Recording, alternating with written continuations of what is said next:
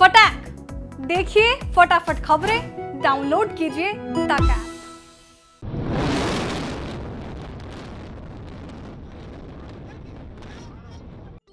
नोएडा के सेक्टर 93 में स्थित सुपरटेक के ट्विन टावर को ढहा दिया गया। पलक झपकते ही 3700 किलोग्राम बारूद ने इन इमारतों को ध्वस्त कर दिया।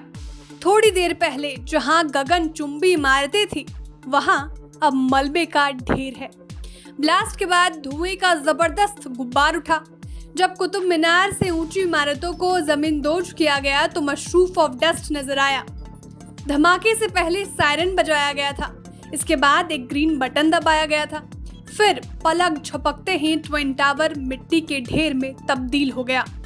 सुपरटेक ट्विन टावर्स को गिराने में करीब 17.55 करोड़ रुपए का खर्च आया। सुरक्षा के लिहाज से आसपास के इलाकों को पूरी तरह खाली कर लिया गया था। इस कार्रवाई के दौरान सड़कों को पूरी तरह से बंद कर दिया गया था। इस दौरान 400 से अधिक पुलिसकर्मियों को बिल्डिंग के आसपास के क्षेत्र में तैनात किया गया था।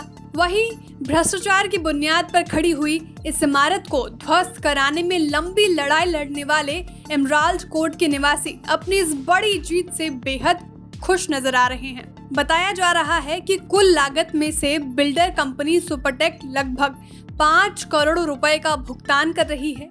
वहीं बाकी के 15 करोड़ रुपए की राशि मलबे को बेचकर प्राप्त की जाएगी। 4000 टन स्टील सहित मलबे का वजन लगभग 55,000 टन होगा। नोएडा की सीईओ ने कहा कि तय प्लान के मुताबिक टावर को गिराया गया। साथ ही बताया था कि थोड़ा मलबा सड़क और एटीएस बिल्डिंग की दीवार की ओर गया है। बिल्डिंग गिरने के बाद डस्ट क्लाउड बना था। फिलहाल सब ठीक है। 6:30 बजे के बाद आसपास की सोसाइटियों में रहने वाले लोगों को घर में आने की अनुमति दी जाएगी। अभी तक का जो अपडेट है, डिमोलिशन की सभी गतिविधियां जैसे प्लान की गई थी बिल्कुल उसी स्वरूप में गई हैं। बाकी जो फाइनल डिटेल्स हैं, जो डिमोलिशन एजेंसी है, सीबीआरआई की टीम है, वो मौके पे फाइनल डिटेल्स चेक कर रही है। लेकिन एज पर प्लान उसी टाइम में वही 5 से 8 सेकंड के अंदर पूरा डेटोनेशन हो गया था।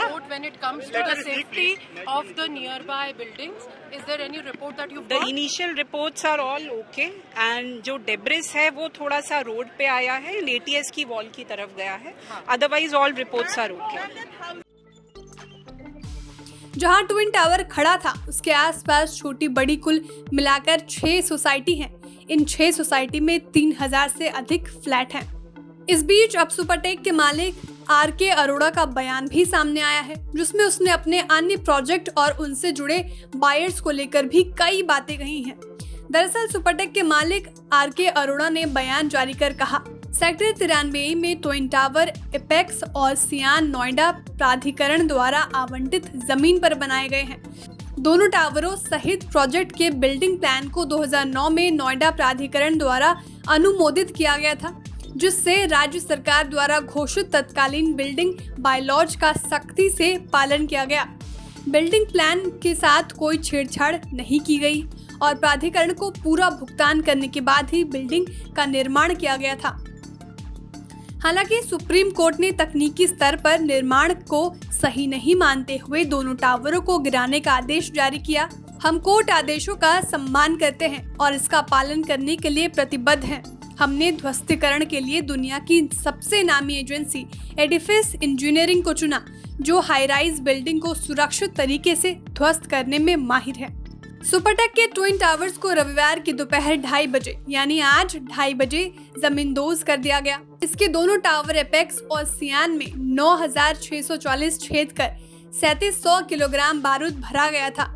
देश में पहली बार इतना बड़ा ब्लास्ट किया गया।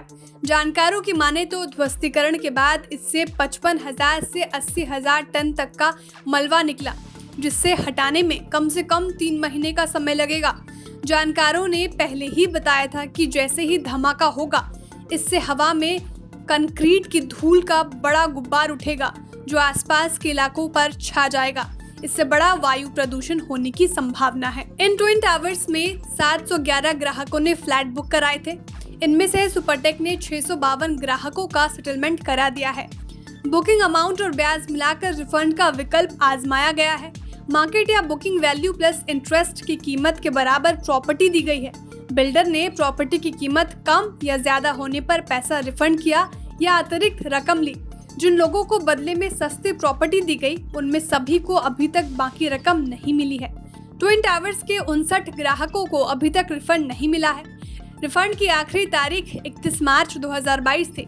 कुल 950 फ्लैट्स के इन 2 टावर्स को बनाने में ही सुपरटेक ने 200 से 300 करोड़ रुपए खर्च किए थे। गिराने का आदेश जारी होने से पहले इन फ्लैट्स की मार्केट वैल्यू बढ़कर 700 से 800 करोड़ तक पहुंच चुकी थी। Bureau report, बिस्तक।